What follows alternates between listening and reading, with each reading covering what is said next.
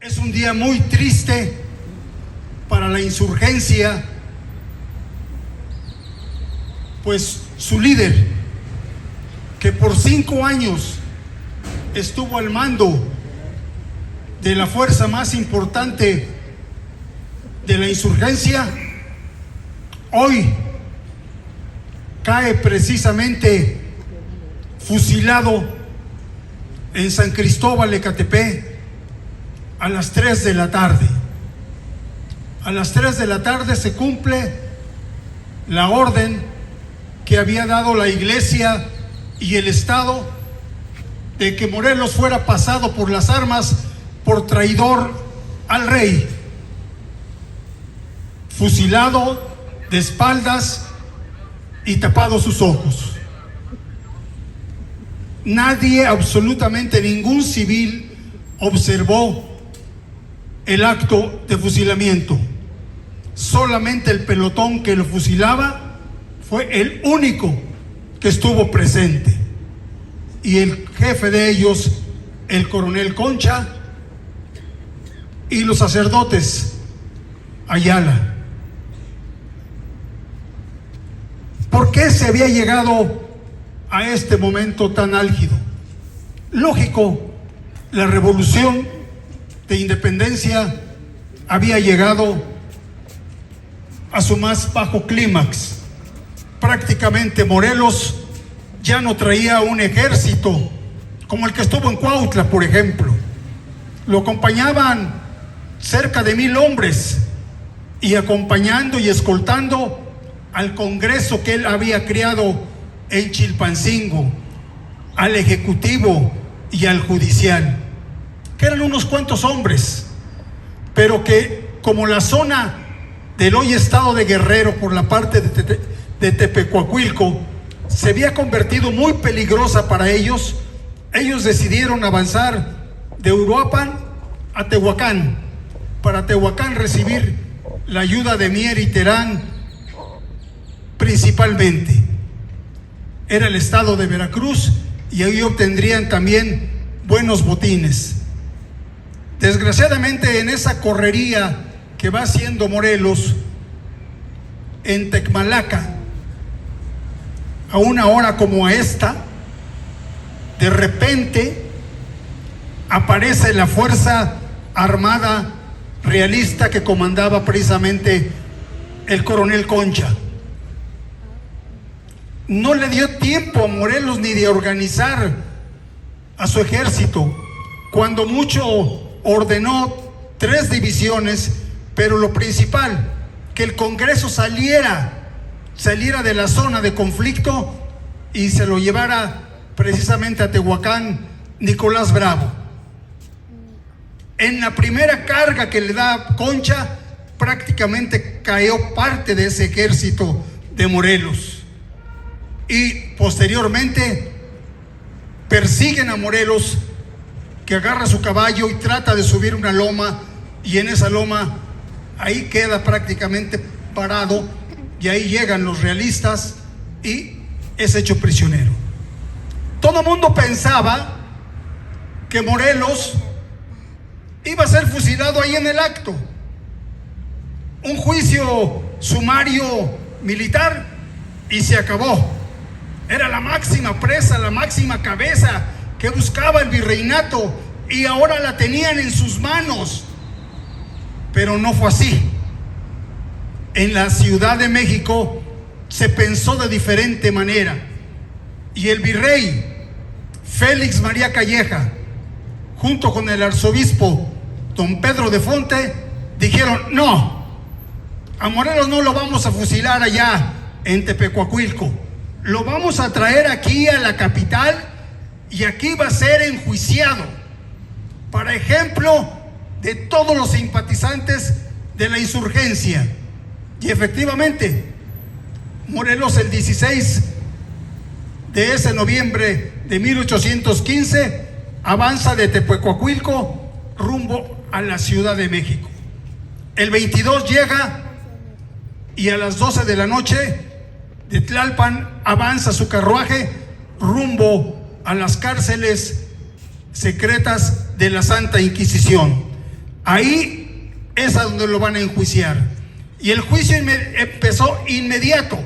Al siguiente día, la jurisdicción unida que formaba parte el Estado y la Iglesia lo empiezan a enjuiciar.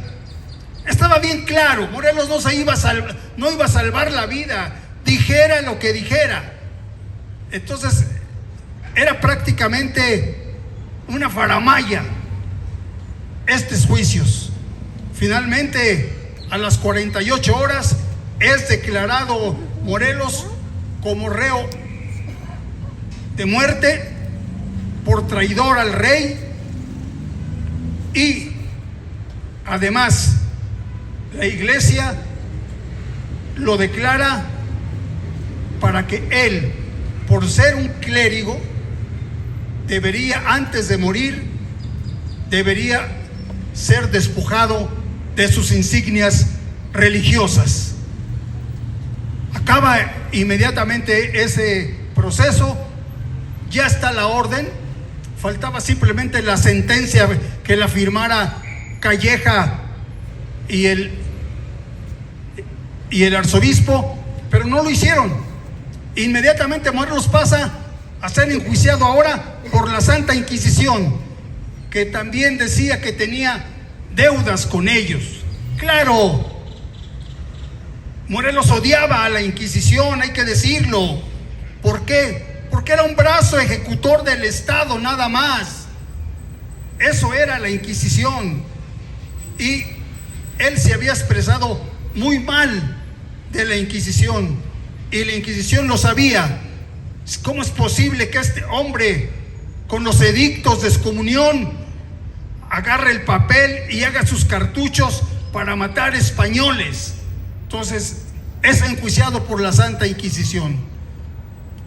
Pero la Santa Inquisición, para poderlo enjuiciar, les quiero comentar, tenía que encontrar que Morelos fuera clérigo y fuera español. Y efectivamente así se lo hicieron saber. Pero Morelos hábilmente les dijo: ni soy clérigo, porque en 1811, cuando empecé la revolución, en mis manos corrió la sangre, y cuando corre sangre en las manos de un sacerdote, se convierte en un sacerdote irregular. Por lo tanto, no soy sacerdote y no soy español, como se lo habían comprobado ellos, la Inquisición, y por las dos líneas, materna y paterna. No soy español por la simple y sencilla razón de que el 20 de octubre de 1810 me uní a las fuerzas de Hidalgo, y en ese momento adquirí la nacionalidad de americano, porque el ejército que traía el cura Hidalgo era el ejército americano. Eso era lo que representaba el grito de independencia, el nacimiento violento de una nueva nación.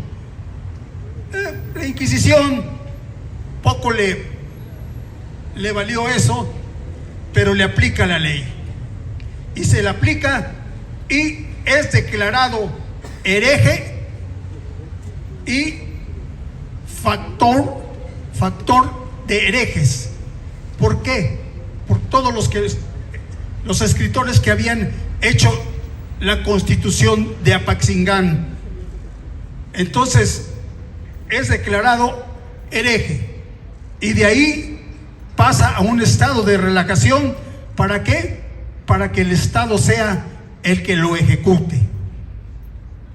Morelos, después de esto, tiene un juicio militar, que prácticamente el juicio militar, todas las preguntas que le van a hacer fueron hechas por Calleja. Hay que recordar que en ese momento el virrey de la Nueva España es Félix María Calleja, el que había caído aquí en Cuautla, y por eso había seguido a Morelos desde que se nombró virrey en 1813 a Calleja, para poderlo agarrar, para poder acabar con su movimiento, y 3 años después lo lograba. Todas las contestaciones que dio Morelos al juicio militar estuvieron dentro de la verdad. Él nunca mintió a ninguna de las preguntas que le hizo el juicio militar, como cuántas armas tiene, cuántos hombres tiene, dónde guardan sus armas, dónde guardan sus caudales. Todo esto lo contestó Morelos, y no era traición, simplemente que el mismo virreinato lo sabía. Y es así como Morelos termina sus juicios y espera únicamente la sentencia que le es comunicada el 22 de diciembre de que iba a ser fusilado. A las 5 de la mañana salió el carruaje